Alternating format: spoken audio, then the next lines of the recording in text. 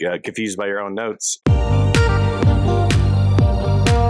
Hey, thank you for joining the Escape With Me Book Club. Escape with me, Sam Reiner. And me, James Reiner. Into our most recent read. Come with us as we evade reality and go into detail about a new book. We're covering the book from beginning to end, so there will be spoilers. Today we are going to California, New York, and the District of Columbia, United States. Published October 12th, 2021, Truth of the Divine is the second book in the Noumena trilogy. Cora is suffering from PTSD after the events of the first book, and the US government is struggling to decide how much personhood ETIs should receive. Will the third option, which fears aliens, both ETIs and human alike, pass? Or can't humanity find it in themselves to see just how alike we really are? So, background on this? It's the second book in a trilogy of a series you wanted to read with me. I really liked the first book. I gave it 5 stars. I did not like the first book. No. Well, you gave it about 3 stars, though. Did I? I think I was being generous. My biggest gripes was I wasn't sure where the story was going. I felt the ending was very confusing and, in my opinion, poorly executed. At least it didn't capture my interest. I thought some of the concepts she brought up were fine in the first one, and I guess that's why I gave it a 3-star, but oh boy, here we go with the second. Yeah. So we did an About the Author in the last episode, but one of the things I forgot to bring up, and I really want to, is Lindsay is a bit of a troll.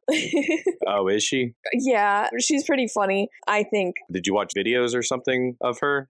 Yeah, so we'll very quickly go through this. She was part of Channel Awesome. She was Nostalgia Chick, and then she left. A lot of people left Channel Awesome, but that drama you can deep dive on another time. I remember watching an old video where I believe she was doing a review with the Nostalgia Critic, because she was the Nostalgia Chick, right? So I think that's the only video I've seen of her. Yeah, she pivoted from that type of content into more thoughtful video essays and things, which I think she does really, really well. But also, she covered things like Omegaverse, which, if you don't know, that's the Transform? shipping yourself or someone with werewolves. Oh, okay. Sorry, because you told me last time she was big into Transformers, though. That's what's inspired this series, correct? Correct. Okay. Which I could see, because, I mean, if she was part of that whole nostalgia crew, I know that was kind of their bread and butter, was the 80s and 90s nostalgia culture. But on her website, and I forgot to mention it in the first episode, so I have to mention it now. Among her books listed are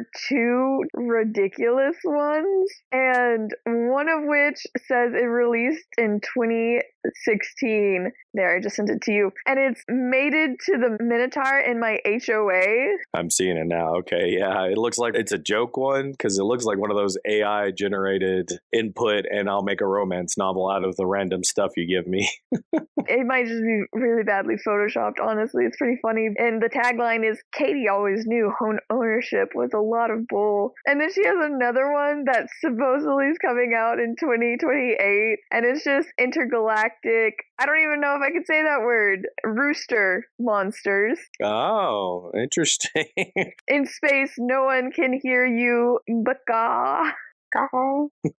All right. Interesting. So I had to include those because I thought those were so freaking funny. But yeah, this book is significantly less funny. Yeah, I was about to say, you gave the last one 5 stars. Did you already want to reveal what you give this one, or are you going to wait till the end? Let's get through the beginning, and then maybe we'll reveal. Because last time you were very optimistic and positive, and like, you should like this book and give it a chance. I'm like, I was. And now I feel like you've turned into me with the way every time we bring up this book, you're like, Yeah. We'll get to it. Which I feel the same as the first book, but for different reasons, of course. But anyways. Which I think is a disservice to the first book. But age level for this is definitely adult. The first one was dark, but this one felt darker. Yeah, well, I mean, I felt it was stronger. I guess maybe you just should do the trigger warnings, because I feel like the trigger warnings are more appropriate for this one. Yeah. So for content warning, language, which is the least of your problems, honestly. Needles and graphic medical descriptions, sex, gore, blood, graphic violence, murder, kidnapping, spiders, suicidal ideations, rape, self-harm, starvation, cutting, and nudity. So you don't like the covers. I don't. I like them. You do. They're artistic, but to me, it tells me nothing. I like the almost monochrome, no outlines, simplistic minimalist vibe. I love this last run of Agatha Christie books because that's also the vibe it has. I could totally see myself even having them as little posters. I really like them. Yeah, but for sci-fi, and I'm not sure if I went on this rant last time, but sci-fi is a pretty crowded field sometimes. You got to stand out. And there's nothing about this that when I look at it, I'm like, ooh, I want to open this book. I want to look through it, see what's about. I look at it, I'm like, can I move on to the next one? Well, it stood out to me. But to judge a book by its cover, I didn't know. The first one had the Earth splatting, and we were like, oh no, the world is ending. And so this one's the Milky Way galaxy, and I was like, oh, from the Earth to the galaxy. So are we going to get more answers about their species and them? And kind of true. I suppose. I look at it, it looks like an eye. But also I see a unicorn, but I think the unicorn part is just me. Yes. But I think mostly it's supposed to look like an eye, truth of the divine. It's opening your eyes if you want to get interpretive about it, I guess. Yes. Which I had no idea what that meant. Yeah, I mean, it's mentioned in the book. Yeah, it makes sense in the book a little bit, but as with many things I'm sure we're about to dig into, it's lost in a much larger plot of the book, which it just grinds on. Yeah, I think Axiom's End was a much better title. Yeah. It made a lot of sense.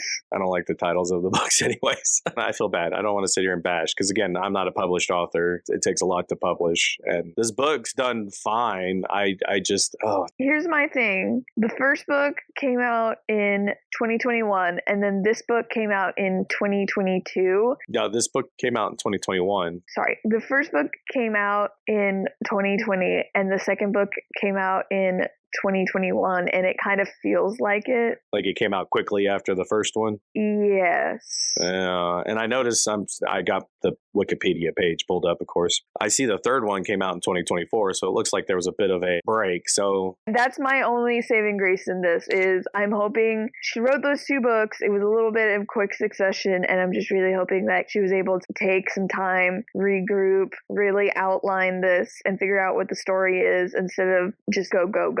I know, because, I mean, can we go ahead and just say it? I think you agreed with my statement when I mentioned while reading what the issue with this is it really has no plot. Things just happen. It's filler. It feels so pointless. And I don't want to say that because there's serious issues happening, but I never as a reader feel like, ooh, we're building up to some kind of important point. No. Even though she sets up a bunch, but it doesn't engage me. It just feels like there's a lot of stuff happening that's being thrown at the wall, but I feel no cohesion to it all. Yeah, it definitely feels like second book in a trilogy where it's like, oh, we need to have plot so we have a second book, but we can't have too much plot because we have to resolve things in the third book. Yeah. And you recall my issue with the first book was I said there was a lot of confusing things left up in the air. And I was like, it makes sense, I guess. It's a first book in a trilogy. You guys set things up. I'll give it the benefit of the doubt a little bit. But the second book has just destroyed that. I'm thinking, I have no idea where this is going. I just feel like I'm reading the diary of a moody alien teenager.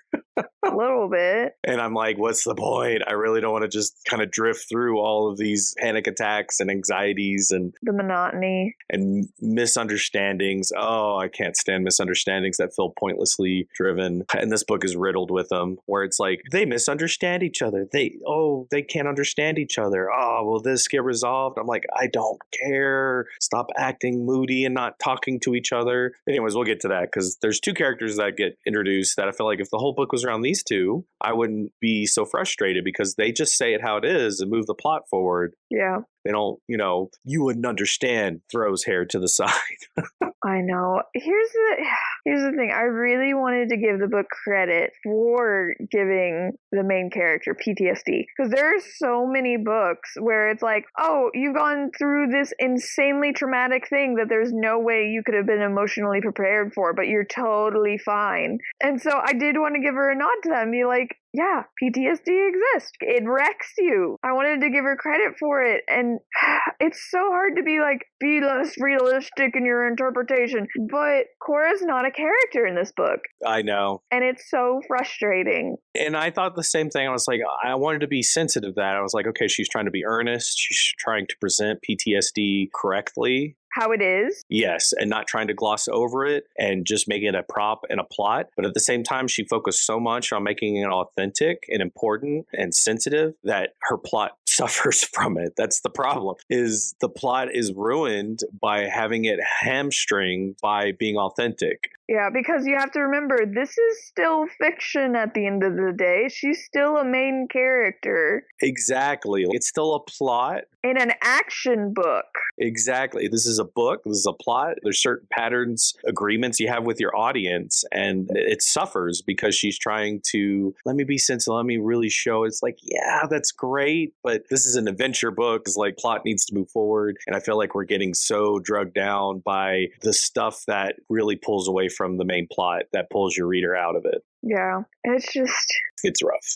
So here's my issue with the new characters. Not that there's anything wrong with the new characters, but it just feels like a Band-Aid solution for her and Ampersand to be completely nuked the entire book. No, I know. They don't talk to each other. Oh no, he's not talking to me. Why won't he talk to me? I will self-harm because he will not talk to me. And that is the plot of the entire book, is Ampersand won't talk to me. And so she was so caught over a barrel that she's like, anyway, let me introduce a new narrator and a new alien. I know. So that they can do exactly what we did in the first book, but from a slightly different perspective. Yeah. Because Ampersand and Cora aren't the main characters.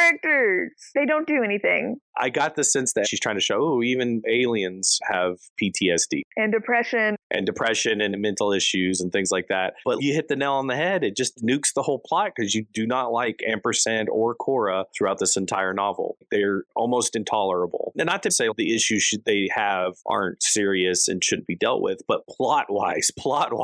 We're a book first. Yes, it's a struggle as a reader to care, especially because of the way it's presented. It comes off as the miscommunication trope. It is, and the miscommunication trope, but also not saying these issues aren't serious, but the plot of the book is the entire human race is at stake. Yeah. And you're like, oh my gosh, these stakes are so big, but we're going to focus most of the book on my mental issues. Yeah. Yes, mental issues are important, but you cannot place that next to the fate of the human race. And here's the thing. There are books out there that tackle PTSD, that tackle the stigma against mental illness, that tackle those things. And there's probably even sci-fi books that do it. But this book? Here's a good example. You are currently reading Mockingjay. Yes. And I think she does a great job of this because Katniss, not to spoil too much, but at the end has to deal basically with PTSD of everything she's gone through. Oh, yeah, because up to that point, she just kept dissociating so she could do the task. Exactly. But she never sits there and makes the plot of the book suffer. She acknowledges it and shows Katniss suffering from this, and at the end has to have a reckoning for that. But she doesn't make the plot suffer from that. There are the lives of many people at stake, so the plot matters. This one, I just felt like everything, the way Cora interacted with people, the way Ampersand acted like a teenager with everyone. I don't want to do that. Oh, I'm not going to say this. I'm going to disappear. I'm just like, oh my gosh, I want to strangle some necks. You can't make the stakes so high and have us deal with characters so hard to deal with. It doesn't feel like the book, and that's why I don't want to be like the genre, because obviously, like you said, Hunger Games is an action sci-fi, but it just feels like you're overburdening this horse. Yes, that's a good way to put it. It can't support this. The conversation you want to have, and it's a good conversation. I like the idea of his race being like, oh, if you have literally anything wrong with you, then you're not worth anything. I think there's a really good parallel, like the whole point of speculative fiction. Commentary. Yeah. It has the potential there, I agree, but it just gets itself bogged down too much with distraction from the plot. And it all comes back to what we talked about before, which is nothing really happens. It kind of just events happen. It has no cohesion to the plot. No. There's a bigger theme of evil human beings are going to use the introduction of extraterrestrial life to figure out a way to say that other human beings are less than other, to discriminate basically, and to make a second-class citizenship. And that plot's there, and that's kind of interesting, but I feel like, oh gosh, it's just so hard to care. The whole book, I'm just so hard to care about this whole one. She makes her villains a little too evil for me. There's no nuance to them. Yeah. And then her heroes who are advocating against it are really hard to root for because they're terrible at fighting this, because they're so wrapped up in their own little minds, own little things that every time she brings up, oh my gosh, if the third option passes and we're able to define different levels of intelligence and human beings could be designated to a second class kind of intelligence, it's really hard to care because your person keeps having panic attacks and keeps having miscommunications with her alien boyfriend and her real boyfriend. Yeah.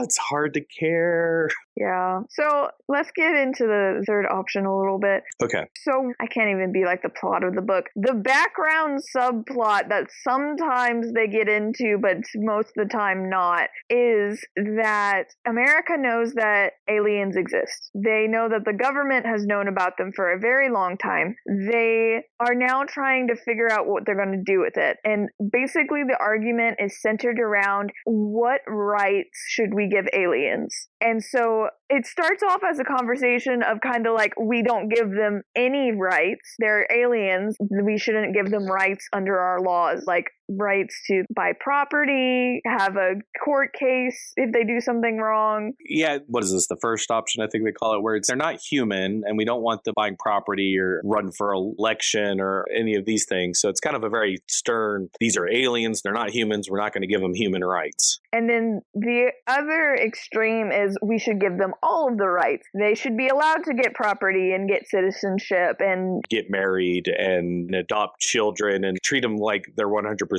human, which has its own issues, which again, the book doesn't really explore because we're getting sidetracked by, Cora's personal issues, which is fine. You don't have to dig into the other sci-fi's dug into that. But then we got the third option, they call it, which is give them some rights, but not all of them. Yeah, they get some rights, but other rights we're going to deny them. And the worry that is presented throughout the novel slowly is that some people in governments and stuff could manipulate this to say certain human beings are like that. Oh, you're too intelligent. We're only going to give you half your human rights. Yeah, to basically you pivot from aliens as in these ETIs, which is the acronym that they use for not from our planet aliens. Yeah. But the actual main character of the book points out you could really, really easily turn that language around on human beings. Someone comes into this country from a country that we don't like because we don't treat immigrants the same at all. But so they come from a quote unquote less desirable country. And so they can just be like, oh yeah, I mean, you're intelligent, so you get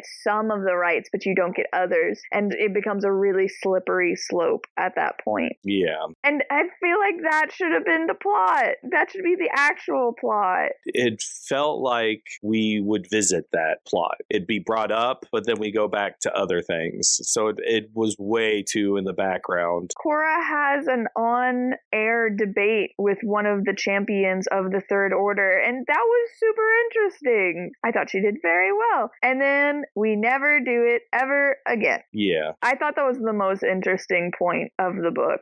Yeah, I did too. You remember why you thought I would like the first book, because I like literary criticism like humanism and post-humanism and transhumanism and the question of what makes us human and that dividing line. And I felt like we regressed in this book. Because you remember in the first book, I was like, oh, there's some really interesting statements and ideas that Epperson interacts with some people. And I thought that was a really cool thing he said. And in this one, I just felt like we got it all dumbed down into this very...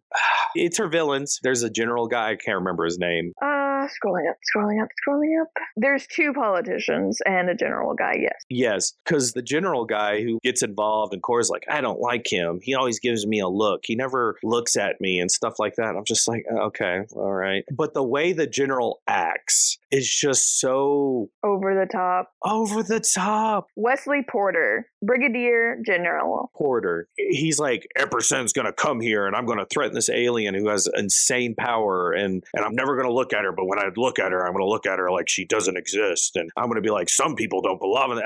Oh my gosh, this is way over the top. I can't take this seriously. Like, I know people like this exist, but I really don't think they would put the head general over this very serious situation. And the whole sitting here and arguing, like, should we treat these aliens as human? I feel like that would not be the real issue at hand. It'd be the whole, we're one day going to be invaded. I don't know. I know there's bad politicians and bad people out there, but for the plot wise, I couldn't get invested because I felt like it didn't feel real. If she made her villains more nuanced, where General Porter and the politician both felt like they showed that they cared about the human race too, that they knew what was at stake, that Ampersand's species, if they ever showed up, would eliminate all of humankind. That their actions were probably motivated by fear instead of just being a prick and liking power. Exactly. If it was more like that, I would be like, yeah, that's great. But that's never shown. It's just, oh, we hate brown people. We hate anyone who's not like us. I don't like women. And I'm just like, that's so caricature. And maybe it wouldn't have been so bad, but pair that with the distracted, unfocused plot, and it just made it so much worse. It felt so contrived, the conflict. Yeah. It didn't feel natural to me. And it doesn't help. She's like, they never take me seriously. And it's like, girl, they shouldn't. Oh my gosh, yes. The way you're acting, they should not. The way you're acting. Yeah. I understand if you want to say, oh, they judge me because I have blue hair or they judge me because I'm so young. Especially considering this is 2008. Exactly. It's like, that's fair. Yeah, they shouldn't judge you for that. But the way she acts, I'm like, they 100% should judge that. They shouldn't trust this woman at all. The woman literally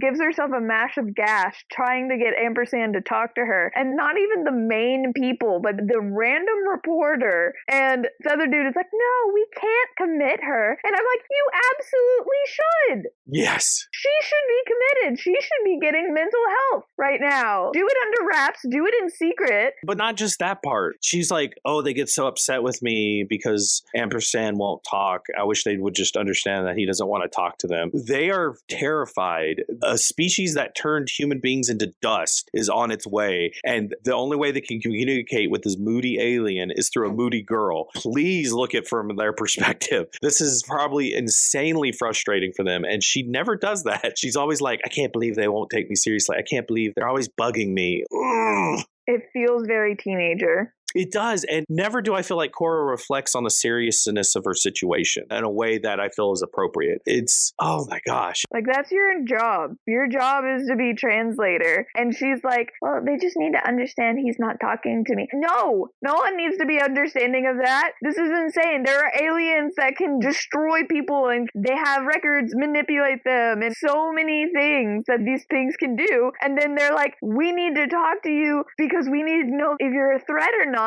And he's just like, why do we have an interpreter if he's not going to talk? Exactly. It's an embodiment of the miscommunication trope. Well, I can't even call it miscommunication because there's no communication. Yeah, well, that's why it feels like such a breath of fresh air when Kaveh and Nikolai show up, the other narrator and other alien, because they don't do all this. They understand the seriousness of the situation. Even though Kaveh hates the CIA, he works with them. He actually is trying to be a good translator. Because he understands the risk in this. Exactly. And Nikolai's not like, oh, I can't share that with humans. I understand in reality, maybe an alien would be like that for the plot. Ampersand is the most frustrating. Why? Why do you keep all this stuff hidden? Why are you acting like this? Why are you even still here? Exactly. It just, as a reader, I need more to cling on to than that. And that's why it feels like such a breath of fresh air when they finally introduce these two other characters. I just hate it because it just comes across like Kaveh has been kidnapped and tortured and he's like, I'm doing fine. But Cora goes through something very similar and she falls apart.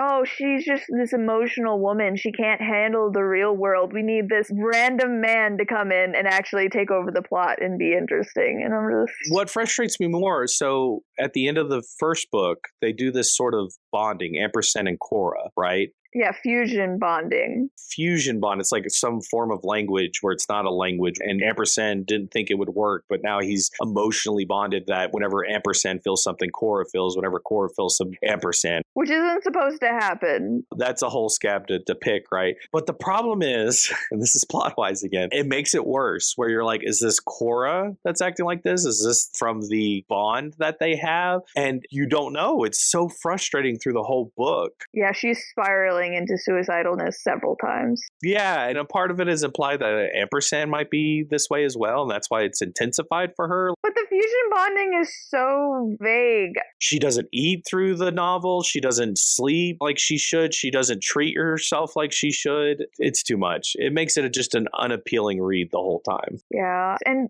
like I said, fusion bonding is so vague. You as a reader aren't really able to parse anything that's happening. They're just like, oh, this doesn't normally happen. The end. Well, what frustrates me, and it makes me realize when Nikolai, the other alien, shows up, is most of this is Ampersand. Why do we have to be vague, Ampersand, on everything you do? Nikolai shows up and he just 100% tells people like, oh, I can do this, I can do that. Oh, this is what this is and that. Yeah, that's how we get the title is he's like, oh, do you want to learn the truth of the divine? Yeah. Why is Ampersand being just the vaguest, unnecessarily vague and obtuse and annoying person in the world? He's your Aunt Shirley on Facebook. Or something. The things he does. And then first I'm thinking, oh, are they all like that? No. And it's implied that Nikolai has his issues too, but I don't know. Why? Why are we making this unnecessarily complicated and unlikable? Unlikable. That's the thing. It just makes it unlikable. It's supposed to be, oh, they're such a superior race. Their technology is so superior. They have different mores than we do. They have different morals. They have social hierarchy. Okay, I can kind of get all that. But still, at some point, you can't make your character so alien and unappealing that your reader can't connect to them or can't understand them. Yeah. And you lose your reader. I like Nikolai. He was very enjoyable. Yeah. Again, it all comes back to, you could say I'm trying to be real, use realism here, but as any writer should know, you can't sacrifice characters or plot for realism. It's still, at the end of the day, a novel. Even Ernest Hemingway would disagree. Yeah, for sure. Well, we know your opinion on Ernest Hemingway. I have some strong opinions on Ernest Hemingway, but... Well, I mean, let's be honest here. This isn't modernism that's being written. This is commercialized science fiction. Yeah. And the deeper tropes she's attempting have been done before in other books. So this isn't an attempt at being some deep Hemingway book. This is an attempt to sell a sci-fi book. And at the end of the day, I cannot stand the main character of Cora and Ampersand. They're too vague. They're too distracting from the plot. And they drag the story down instead of give it life. Yeah, it is very unfortunate. So you come to find out that Kava is a investigative reporter. He did a sting operation where he found out the FBI was doing bad things and CIA being terrible. CIA, you know, the government. But specifically, yeah, he wrote some articles exposing some black sites that were committing torture, and he exposed them. Yes. Now, the book kind of teases him as he's introduced. When he's first introduced, he's some random person in the crowd that Cora believes is giving her the stink eye and dangerous, bad news. And she thinks the whole time he's there to attack or possibly harm her. And the irony is as the story unfolds, you come to find out he wasn't giving Cora the stink eye, he was giving Soul the stink eye because Soul is CIA and he doesn't like them for good reason. Yeah, so that's a fun dynamic.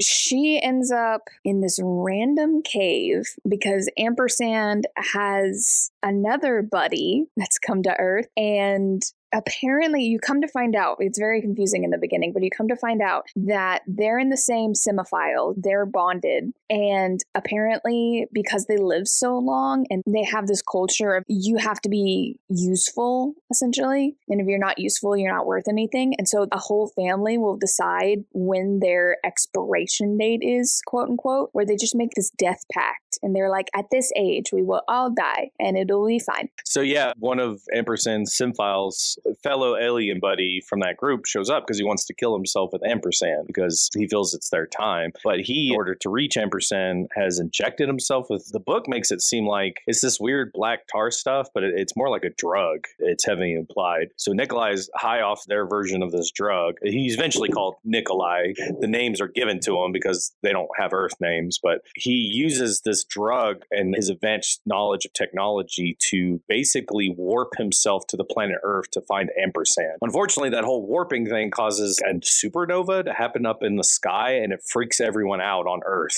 Yeah, it kind of explodes, and right when it's about to hit Earth, it just like sucks back in. And so it looked like Earth about got attacked, and everyone saw it. Yeah, so that's not good. That's way worse than just a meteor, quote unquote, hitting a mountain twice. Exactly. But that does make the cover make a little bit more sense. It does, yeah, I suppose so. But yeah, it not only causes the CIA that Cora's technically working for now freak out, but it makes all the conspiracy theorist people get all agitated, and that causes a lot of fringe groups to start getting all active, showing up at protests and everything. And that's where Cora is they're outside a site where all these people have gathered, politicians and people who want to protest and that's when she sees Kaveh in the crowd and doesn't know who he is. But yeah, Ampersand starts freaking out because this sibling of his, this bond mate that he knows is there to commit the suicide pact is hunting him currently. Basically. So that's why Ampersand's freaking out. And that's how basically Cora ends up in a cave. Ampersand has to rescue her, and he eventually brings her back to his safe house, you could call it, his little place where he's been hiding out from everyone. Because you come to find out, Obelisk is still alive. Apparently, he downloaded his consciousness and put him in a different body. Into the old body of the little baby them that was in the first book. But yeah, Obelisk's consciousness is in this body, and it makes Cora so upset with Ampersand. Because what the heck? Of course, as we talked about, because they're being presented as complete teenagers in this book, it's almost intolerable, their whole moody fight with each other about this. Yeah, because she's upset because it almost killed her. And so the fact that Obelisk is alive, she thinks means that Ampersand cares about him more than he cares about her. Which, okay, let's say that's true. Yeah, Cora, he's known him for centuries. Why would you be the priority here? You have known each other for like a year.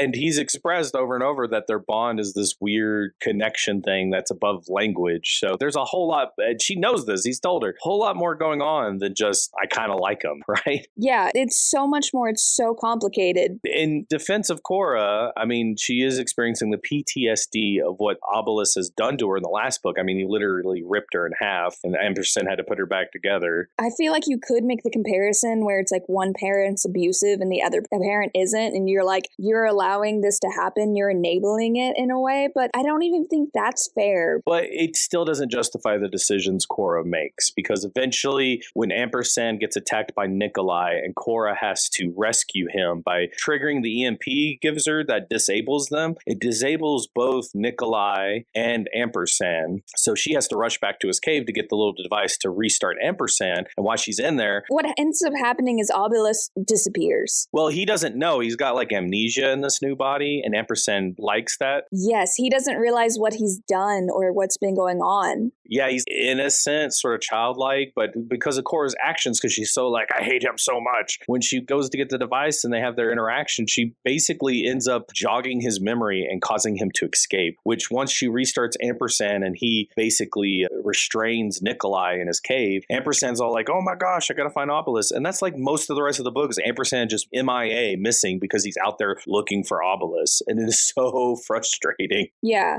And then Cora, who's been having possibly romantic feelings about Ampersand, immediately pivoting to Kaveh to be like, oh, you're my love interest now. Yeah, because poor Kaveh, because Cora's convinced that he's hunting her. He's just out in the mountains, and she stumbles upon him, and he finds her in the woods. And because he doesn't really know who she is, he's like, oh, there's that woman that was with Soul before. I'm going to go try to help her. And she thinks he's there to attack her, so she runs into the woods, and that's when Nikolai attacks, and Ampersand has to save her, and the whole thing happens. But she captures Kaveh. Which one are we going for? I think it's Kaveh. I don't know. You're the one who looked up the pronunciation. I looked it up, and according to Google, there's two ways you can pronounce it in Persian. It's either Kava or Kaveh. I'm going to go with Kaveh. Okay. So Kaveh basically gets captured by this woman, and Cora even like contemplates, he's tried to kill me. Should I kill him? Yeah. This poor guy's just an innocent reporter who's stumbled upon this. I mean, not innocent, but like, yeah, he's just this random dude. I mean, pretty innocent. He has no ill intentions towards Cora. And if anything, he's peeing himself because he doesn't know if these aliens are going to kill him because he knows nothing about them. But you kind of have that recapture of the first book where Cora's like, oh no, are they evil? Are they going to attack us? But we do it again with a different character and a different ETI. Which, to me, highlights how much better a character Kaveh is than Cora. In this book, there's things that Kaveh does that Cora does in the first book that are similar, but him being introduced as a character and he gets chapters where it's his perspective on things is such a contrast to the rough stuff we have to go through with Cora's perspective. How Kaveh moves the plot along, how he does things that make sense and that you can root for as a character that you're following in a book. Cora is just so grinding with its narrative. Anyways. Yeah, it's pretty rough. I also don't ship it. Yeah, I know. It's very weird. How old is he? He's 30 something? And it's not even that. It's not the age different. It's not the age itself. It's the fact that they're in completely different stages of life and he's basically bankrolling her. A little bit. And even that doesn't bother me. What bothers me is, one, it felt way too forced. It went way too quickly into romance. I felt like this is not the time for romance. Yeah, they started sleeping together almost immediately. But not only the sleeping together, just suddenly we're just so hot and heavy for each other. It just felt like at a drop of a pin, suddenly they're like, I'm so into you. That feels so forced to me. Yeah, because in my mind, it makes sense why Cora did it, because she just wants to be loved. She just wants to be picked. She wants to feel attractive in her PTSD brain. But why does Kaveh fall for Cora? Like, let's be honest. What does she bring to the table? That's a good point. I completely agree. It feels so forced for him to actually be into Cora. Like, bruh, why are you obsessed with this 21-year-old who's clearly suicidal? Yeah, it felt inappropriate at times. And granted, she tries to write like, oh, this doesn't feel right. But that doesn't justify it still that he's doing that. It's like she's having mental breakdowns. She's starving herself. She's self-harming. She's doing all this stuff. This is not a time to write that they're having a romantic relationship. It felt so awkward and forced. It felt too fast. And it felt like it was just building to that point, which, spoiler, I'm about to give the spoiler, he dies just to give Cora that, oh, I love someone and they die moment. It felt very woman in a fridge, that trope. Yeah. Where I felt like Kaveh was introduced in order to die. Oh, absolutely. It got you by surprise, but it did not get me by surprise. Yeah, I know. You said you called it. I did not think he was going to die at the end. But what stinks, though, is we're pointing out the negative Kaveh. Kaveh on his own, I really enjoy as a character. I enjoyed him in the book whenever it was his point of view, whenever he was interacting with the aliens, Nikolai and Ampersand, when he was interacting with the other government officials, when he was explaining the stakes and stuff. I felt like he was a vital need to the plot to move it forward and make it interesting. But whenever suddenly you had Cora and him together, it was intolerable. I was just like, oh my gosh, this is so uncomfortable. I do not like their relationship. Yeah, and the problem is majority of his scenes are with Cora. I know. Let's be so honest. I knew he was going to die because he was being too helpful. He was giving her a place. He was going to help her go to school. He was helping her mental health. He had these just really good, mature, grown-up outlook on things. He had a high EQ. He was intelligent, all of these things. And I was like, of course she's going to kill him. He's too useful. I mean, she didn't kill him. Well, I mean, the author. Sorry, that's what I mean. Of course the author killed him. Oh, I thought you meant Cora. I was like, Cora didn't kill him. It was a straight bullet from some fanatics. Yeah, the Gadsden line, which this book does have little pieces of media in between the chapters. And so sometimes you get Facebook posts from this group. Or threads or conversations, emails between people. It gives like a little background of what's happening. Chat rooms. Mostly to show how the extremist people are getting agitated. And it's building up to this moment where they try to attack the aliens because they see something's happening and they're shooting at them. And it ends up killing Kaveh in the process. Yeah, they run into them several times. I think she does a really good job with those. You can see how they're hyping each other up. Yeah, I think she's accurate with that one. It's just when General Porter, I think the name was. Yeah. Yeah, I almost forgot the name again. He was too oversimplified. These, I think, are accurate because I've seen people like this. Oh, yeah. They're gung-ho ready for some kind of... I see them on my timeline today, you know?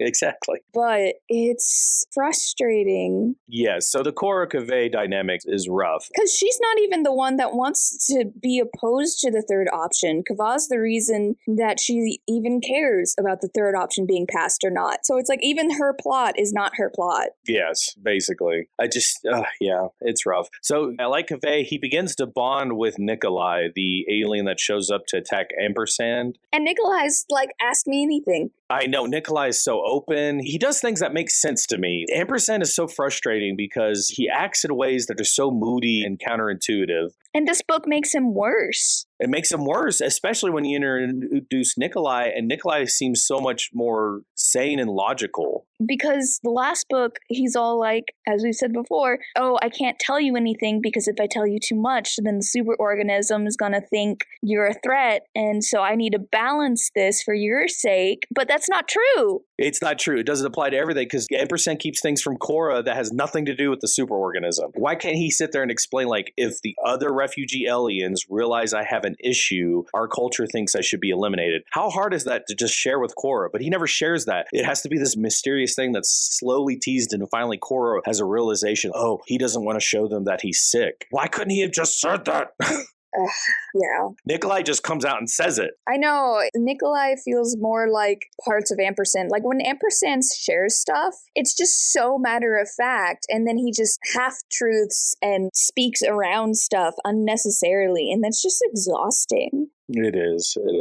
But yeah. But yeah, like you said, most of the book is Ampersand's MIA, not talking to Cora, wasn't even talking to Cora when he wasn't MIA. And then Cora being in the pits of despair. Every once in a while, she'll talk to TV host or Congress about the third option. But other than that... Because basically when Kaveh shows up, Cora before was worried about her keeping her apartment. She's basically working with the CIA because she needs money, which to me makes no sense. The whole setup feels weirdly set up by the author. But once Kaveh shows up and bankrolls her, she quits, and then she starts against third option with him. But really it builds up to a moment where Kaveh and Nikolai are bonding, not like Cora and Ampersand where he makes that over-the-top bond with her that their species does. But Nikolai really likes Kaveh, and Kaveh enjoys interviewing Nikolai. Well, Nikolai sees a protest going on in downtown Los Angeles. Nikolai wants to kind of go walk among them invisible, and Kaveh's like, don't you dare do that. And Nikolai's, I'm going to do it. And he goes out and does that, and Kaveh's like, crap. So he's going through the crowd trying to find Nikolai. And that's when a politician's up there and it's like, we want the truth. Truth is a human right. These aliens need to talk to us. We want to hear what they have to say. Just kind of stuff along that lines. And Kaveh's like, oh crap. Nikolai's going to hear that and he's going to take it too literally. And he's going to be like, I'm right here. I can answer any of your questions. I know. So Kaveh goes through the crowd trying to stop this politician from talking, but he's too late. Nikolai reveals himself. It freaks the audience out. And because all these extremists came to the protest as well, they see the alien and they start losing it. And somehow they figured out that pulse weapons work.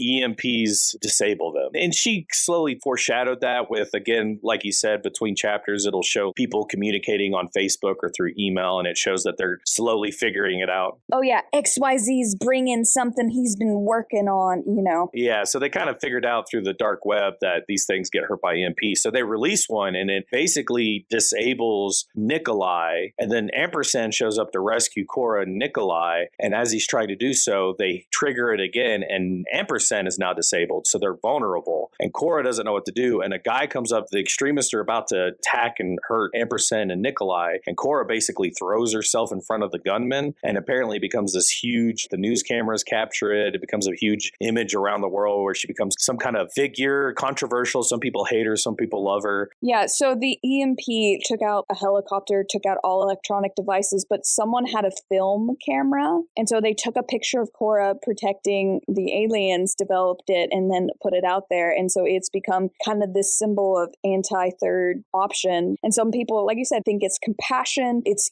humans at their best, you know, all of this stuff. And then some people are like, you're brainwashed, you're crazy. You're betraying us. Yeah, you're protecting them even though they're going to attack us. So that all happens, then the CIA shows up and rescues everyone by shooting the gunmen and taking over the scene and all this stuff. And so they take them back to their facility, Ampersand and Nikolai. That's when Nikolai and Kaveh, basically Kaveh, just like Cora was Ampersand's translator, Kaveh becomes Nikolai's translator, and the CIA is not happy about it, but they work with them anyways. And that's when I feel like Kaveh and Nikolai show what Cora and Ampersand should have been doing the whole time for us as an audience. Yeah. The plot becomes far more interesting, and you feel the stakes, and you like the characters more when they interact, while Cora and Ampersand are in their room room doing their moodiness, not talking to anyone and acting like life's terrible. And it's rough.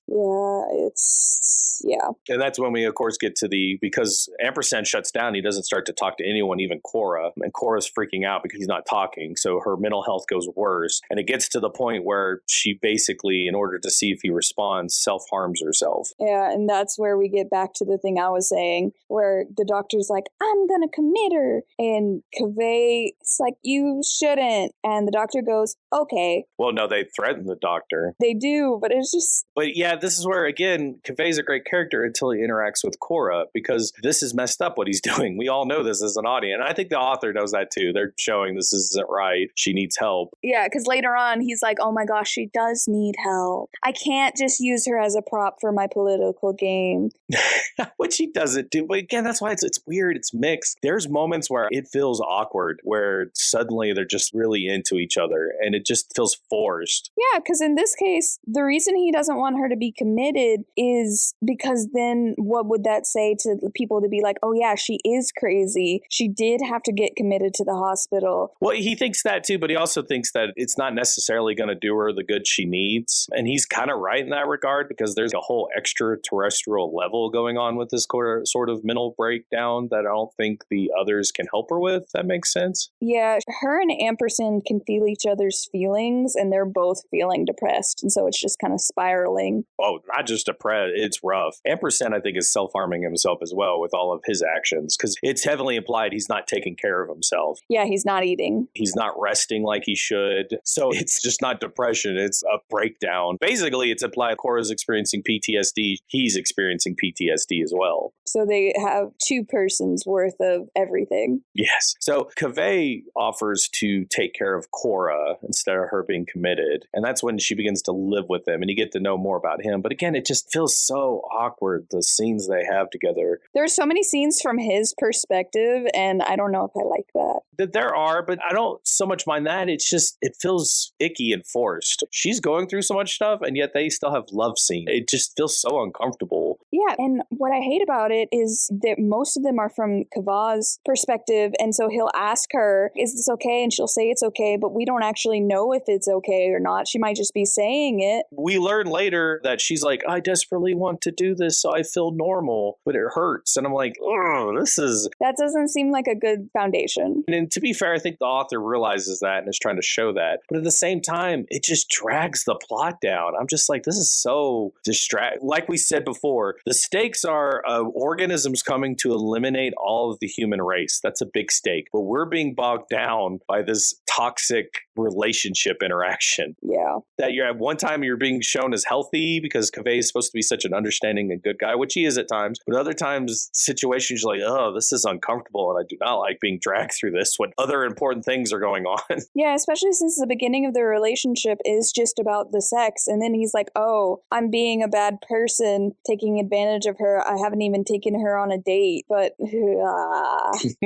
yeah, it's rough. I feel the beginning of the climax is basically Cora's been called to testify in front of a congressional hearing, about the third option. And so Kaveh is trying to prep Cora for this testimony. He's also trying to help her with her mental health at the same time. Which you cannot do that alone. Anyway. Yeah. He's doing things like saying we should get her enrolled into school to get some education. He's happy to help her, gets her laptop. Yeah, he gets her into Columbia. He does. And he gives her tasks like to write up essays and different things like that. About her experience so he can publish them. Yeah. Exactly. And he figures all these little tasks will kind of help distract her, but also help her set some goals and improve herself. But he also helps her prep for this testimony. But the whole time this is happening, this is when Cora's dad, who's always kind of in the background, finally steps back into the plot because he finds out that he's basically dating his daughter and he wants to exploit that. The blackmail was because she injured herself and they go to the ER and everyone thought that he did it. Because public opinion of her was so divided, he threatened to release that she was self-harming herself to basically tarnish her image. And Kaveh's like, you wouldn't do that to your own daughter. And her dad's like, yeah, I would. So he's a terrible person, we know at this point. I mean, we knew at the end of the last book, but it just reconfirms that even more, that he's a terrible person. His little thing was much more important than the first book. The Broken Seal doesn't get too much mentioned, but in between chapters, you do see email exchanges between him and one of the the other politicians, where they're being evil, and working together. Yeah, you kind of get an inkling in this, and I'm sure maybe the third book goes even more into that because it's kind of foreshadowing and building up to it. But it seems like Korra's dad is all about, tearing down the world order, establishing a new one. He wants to be a part of that. So you can kind of tell there's a power-hungry motive behind it, that he's willing to even sacrifice his own family in order to be a part of this restructuring the world to make people like him more powerful. Yeah, basically the dad's like, give me some insider information. And so Kaveh says, hey, I overheard this conversation about, something happened in this area. You should look at that. And so that causes a chain of reaction of them finding out about, in the first book, Obelisk killed a bunch of CIA people. So I'm upset about this because eventually it works that Kaveh shares this with Korra's father. Korra's father shares this with the politician, and the politician ends up pulling this out during the committee meeting against Korra to prove the extraterrestrials are dangerous, and then she and the government are lying to everyone, and yada, yada, yada. And it didn't feel like a good payoff because Korra at this point finally crashes and is done with it all. And she goes to a bathroom to have a panic attack. And that's when Nikolai shows up and offers to take her away from all this because Ampersand is MIA completely at this point. Still. Yeah. So she's like, he's abandoned me. Who can I turn to? Because I don't want to be here anymore. And Nikolai shows up and says, I'm looking for Ampersand. Do you want to join me? And she's like, yes. And she just disappears. And then they go MIA. And Kaveh's like, what the heck? And he's worried she's hurt herself or thrown herself into the river or something. But he's about to release because he has a, what is it called? Not a do not disclose. Oh, an NDA. NDA, yeah. He can't talk about it. Well, he's about to break it and he knows he's going to get in trouble for that. So he's about to leave the country because he's going to post an article about his experience with Nikolai to the world to kind of counteract the whole big reveal during the Senate committee that they killed a bunch of humans without even thinking. It was so easy for them to turn them to ash and stuff like that. So to counterbalance that, Kaveh decides he's going to release his experience with Nikolai to kind of show the other side of this. But he knows he's going to get in trouble. He's about to leave the country when Nikolai shows up because his friend's there, the one that's been mentioned throughout the book, Paris, I think her name is. Yes. And she's freaked out because Kaveh comes into the room and Nikolai is just there looming over her. And she's just like, oh. I was not expecting this house guest. And then they have the moment where Nikolai wants to touch her hair. Kaveh's like, you're not supposed to do that. I don't have the time to explain the intricacies of race right now, but that's very inappropriate.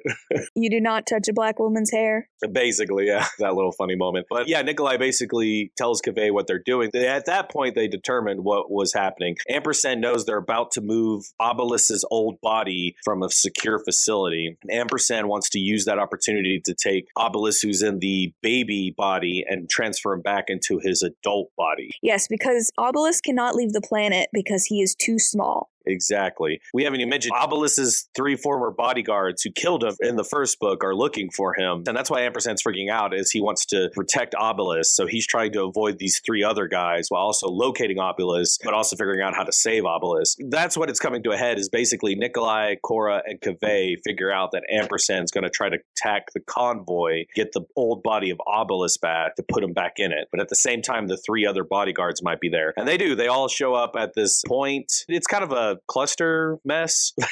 Yeah, it is. Because the CIA's there, but also the Gadsden line people are there. And then the aliens show up. To simplify things, Korra threatens with the EMP for them to back off the bodyguards. And Nikolai has a lot of power too. They basically convince the 3 bodyguards to just take Obelisk, but leave everyone else alone. And they end up doing that. They take Obelisk with them. Ampersand's not happy about that. Korra does use the EMP, if I'm not mistaken. Yes. And they all fall down, but the bodyguards get back up. The others aren't able to get back up in time. And that's when Gadsden Line shows up. Yes. So the 3 bodyguards take Obelisk with them. The militia people that are wanting to kill these aliens show up, start shooting at them. And Ampersand and Nikolai are still trying to recover. Kaveh's there and he wants to get them out. And then we get his point of view. It suddenly goes dark. And we find out from Korra's perspective that Kaveh got hit by a stray bullet and dies right there. Yep. This upsets Nikolai because Nikolai really liked Kaveh, as did the audience. I was not happy about this. As you explained, you knew it was coming. I didn't. I thought it was stupid. He was just too useful. If he was there and helped Korra, there wouldn't need to be a 3rd book, honestly. Anyways, Nikolai, when he finally comes to, is devastated and he loses it. And he kills all the militia people and he flees with Ampersand. Korra ends up in a hospital and she realizes what's happening is that Ampersand's super depressed. Nikolai has lost it. They're probably about to commit commit their suicide pact together. So she figures they're back at the hangar that Nikolai was hanging out at. So she escapes to that, finds them. Nikolai is back on that crazy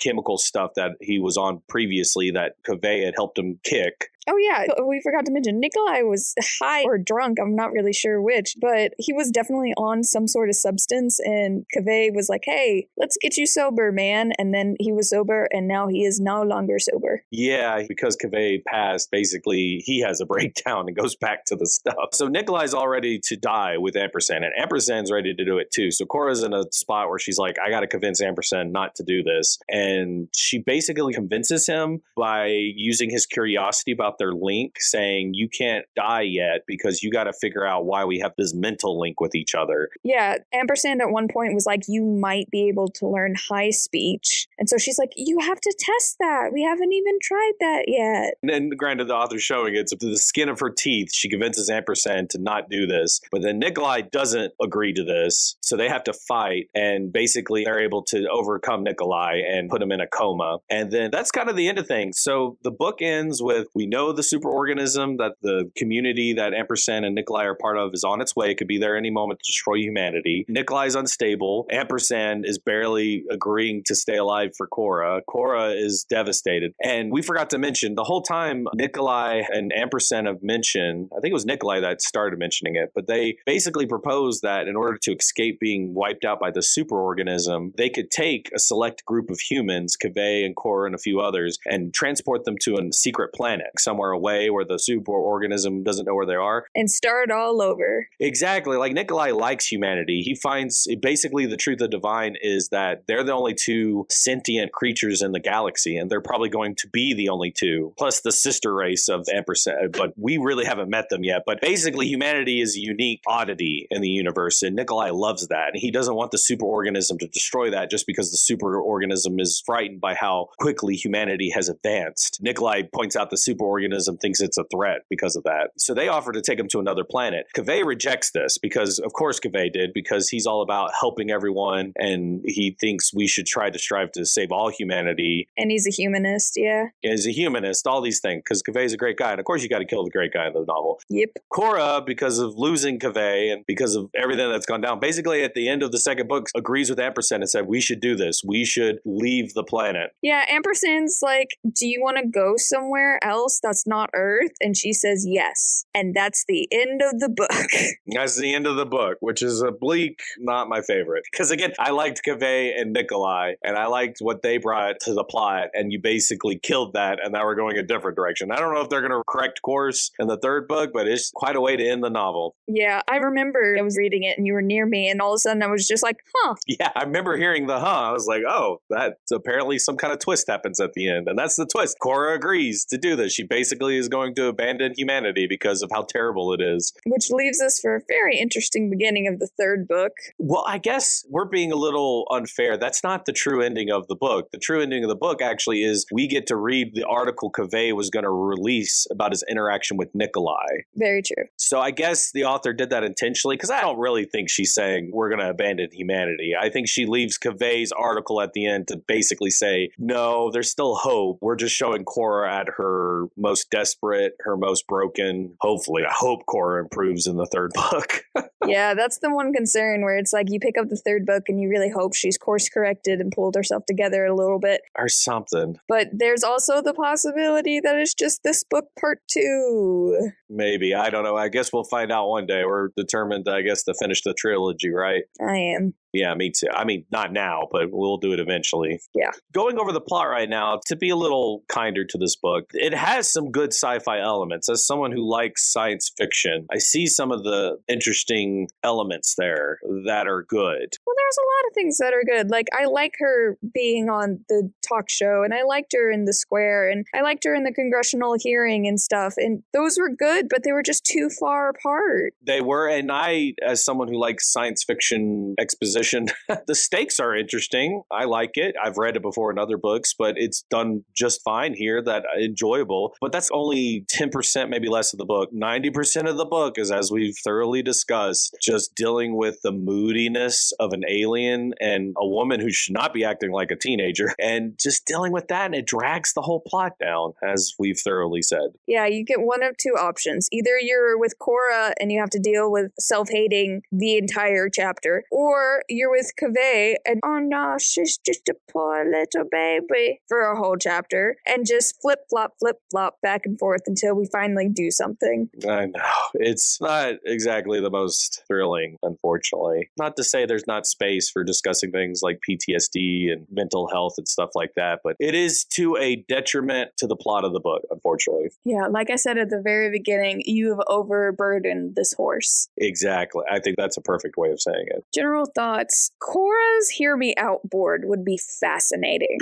Yeah. She comes in strong with, am I sexually attracted to this alien? Am I suddenly attracted to this man who could be my father? It's interesting. I did not expect it to turn to this kind of novel. Yeah, it got crazy. Yeah. I picked it up and I'm like, what is happening? If you don't know what a Hear Me Out board is, it's where you all get like poster board and then you put on it people you think are hot or sexy. And the theme is, but hear me out. Yeah, it's people you wouldn't expect to be. It's left field. Are you serious? Do you think that person's attractive or hot or you would give a chance? It's like the Velociraptor from Jurassic Park or the toaster for the little toaster that could. Yeah. Because the Hear Me Out is there's some element in there that you find appealing. And it may not be the whole, like you don't actually want to get with the Jurassic Park raptor, but there might be the element like I find she's ambitious and she's creative and I like those elements. So hear me out. And the whole point is when you show it, your friends just kind of look at you and judge you. And you're like, listen. Exactly. And usually the implication it's never going to be because it's usually an anime character or not even something of the human species. Like a boot. And that's definitely Cora because she muses on if she's in a relationship with Ampersand at the beginning of the book. And basically is very abusively. It's crazy. Which she acknowledges over and over. It's like we're hurting each other. It's toxic and interdependent. Yeah. Anyways. One question for the author. You good? Are we okay?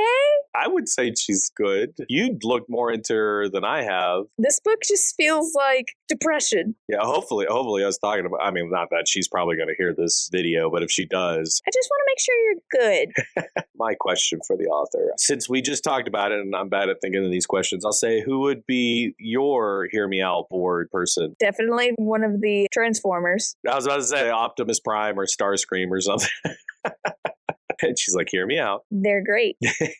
Dependable, a good leader, a provider, always concerned about your well-being. I mean, who wouldn't want Optimus Prime? For real. You always have a nice car. Exactly. Never have to worry about transportation. Rating. I would just give this a lazy remake movie out of 10. Yeah, that's a good one. It's the first book, but worse. Yeah. We kind of tread new ground with the third option, but like I said, it's so far apart that we're not really treading that ground either. So we're just part 2 with Kaveh and Nicola. Like, oh my goodness, it's an alien. We have to learn to trust each other. Wait, we can work together. Oh no, the alien does something crazy and I have to stop them before the government does. Yeah. I was about to say my rating's similar. I would say sci-fi TV movie out of 10. Like you go watch on Sci-Fi Network, yeah? Yeah, the plot is rough and the effects are minimum. You know what you're getting. You look at it and be like, yeah, this is low quality. I feel bad saying that. I don't want to be mean to the author, but this book was rough. I tried to finish a book, but if it wasn't for this podcast, I doubt I would go to the third one willingly. Yeah.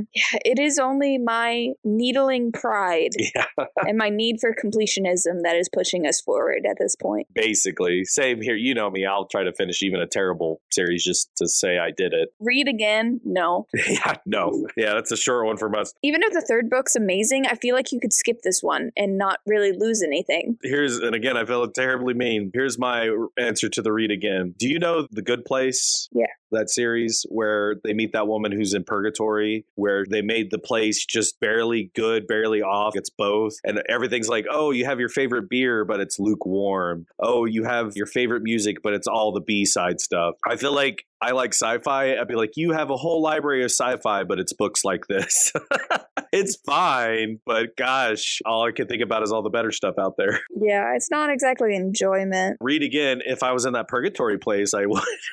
That seems so mean. I'm so sorry. Oh my goodness. So I guess it's pretty obvious. Favorite of the series so far. You kind of have to pick the first one by default. I still think it's amazing. So the second one hasn't diminished the first one for you that bad? No. Like I said, because it feels so skippable. Nothing was ruined. Yeah. Well, that gives me hope. If the third one's good, then you could tell people you would actually possibly recommend this and say, get through the second one. It's kind of a downer, but the first and third one are good. If the third one ends up, could you see yourself doing that? Yeah. Well, fingers crossed on the third one. For real, though. But have you read this book? What's your favorite classic alien movie? Do you have any book recommendations for us? Tell us all about it in the comments below. If you liked the video, hit like. And if you're enjoying yourself, hit subscribe for more. Thank you for exploring the truth of the divine with us. Join us next time when we'll be covering The Cat Who Played Post Office by Lillian Jackson Braun. I'm Sam Reiner. And I'm James Reiner. And we hope to see you and a friend here next time. Escape from Me Book Club is a Lunar Skulk production. Check us out on Facebook,